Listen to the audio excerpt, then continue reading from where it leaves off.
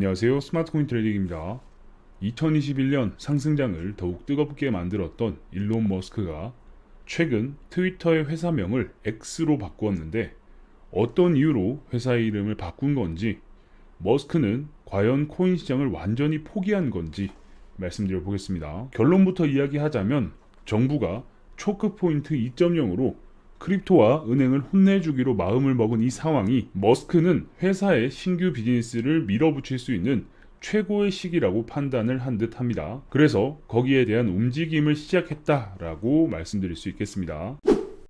2년 전 2021년 10월 스테이트 스트리트 뱅크를 포함한 뱅크 오브 뉴욕 멜론, 노튼 트러스트, 스탠다드 차타드 등 다양한 은행들이 디지털 금융 부서 창설을 진행할 때만 해도 미국 정부는 크게 태클을 걸지 않았습니다. 그러다 보니 아이코닉 홀딩스에서 출자한 아이코닉 펀드의 자금이 크립토로 공유가 되면서 다양한 자원이 증권거래소까지 연결되는 등 전통 금융 시스템의 인프라를 이용한 비트코인 채권 거래에 대한 지원도 급물살을 탔었습니다. 이런 상황이 2021년에 크립토의 티핑 포인트였다면 2023년 미국 정부는 초크 포인트 2.0으로 크립토와 연결된 비즈니스 모델 및 협력 관계들을 끊어내면서 코인 고립 정책을 펴고 있어요.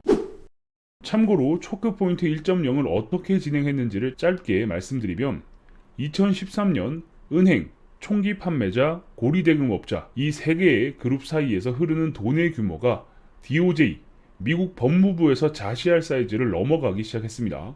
그러니까 엄청난 돈이 흘러다닌 거죠. 그래서 자금 세탁과 더불어 세 개의 그룹과 서포터들을 미국 정부기관들이 힘을 합쳐 박살을 낸 태스크포스가 바로 초크 포인트 1.0입니다. 사실 은행, 총기 판매업자, 고리대금업자 세 개의 그룹도 문제였지만 서포터도 문제였어요.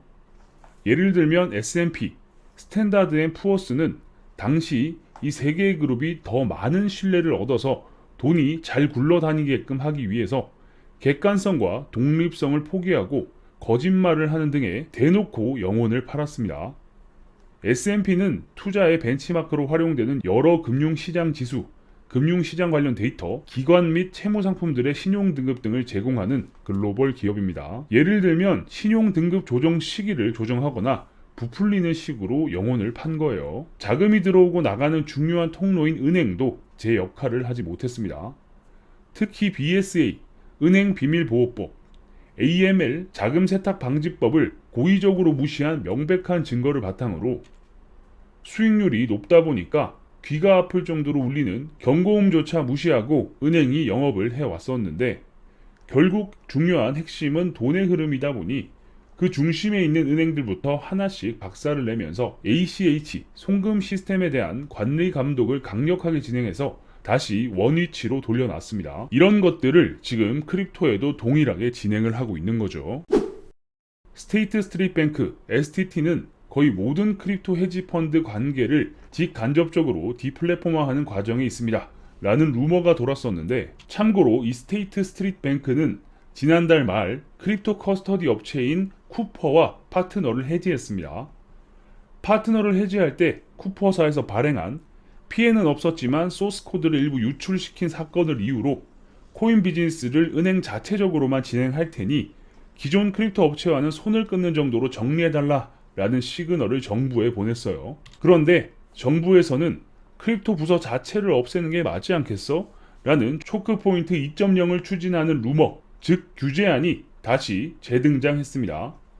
그리고 SEC, FED, OCC 등의 다양한 기관에서 규제와 압박이 들어오는 움직임이 보여지고 있습니다. 그래서 보통 이런 시그널들이 들어오면 코인 쪽에서는 악재로 작용이 돼야 하는데 해외 그리고 금융당국에서는 이와 같은 현상을 주목하고 있습니다.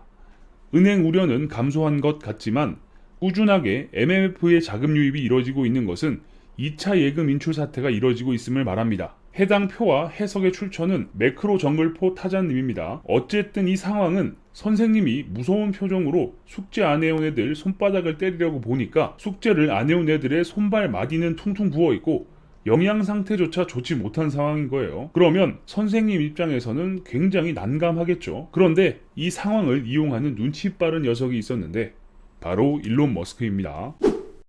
일론 머스크는 트위터의 회사명을 X로 바꾸었습니다. 과거 트위터를 인수할 때 크립토 회사들에게 인수 비용 일부를 받아오면서 했던 약속이 있었습니다.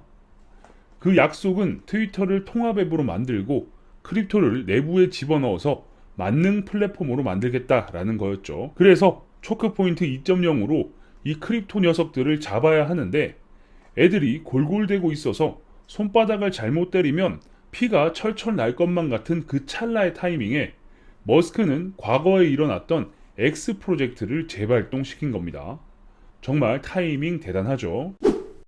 X 프로젝트에 대해서 조금 더 말씀을 드리면 머스크는 과거 이 X.com이라는 온라인 은행에 당시 재산 절반을 투자했던 적이 있습니다.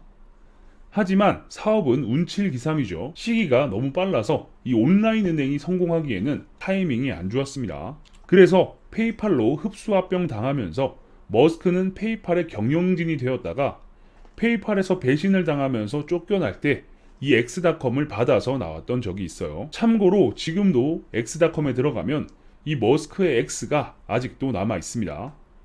머스크는 X에 매우 진심이죠. 스페이스X, 슈퍼앱 X, 모델 X, X.com. 아무튼 이 트위터의 회사명을 X로 바꾸면서 과거 내가 트위터 인수하면 이거 한다 라고 했던 것들을 지금부터 진행시킬 생각인 겁니다. 그리고 이 프로젝트에 참여한 한 명이 있었어요. 바로 FTX의 주인이었던 샘 뱅크먼 프리드도 이 대화에 끼어 있었습니다. 어쨌든 화살은 쏘아졌어요.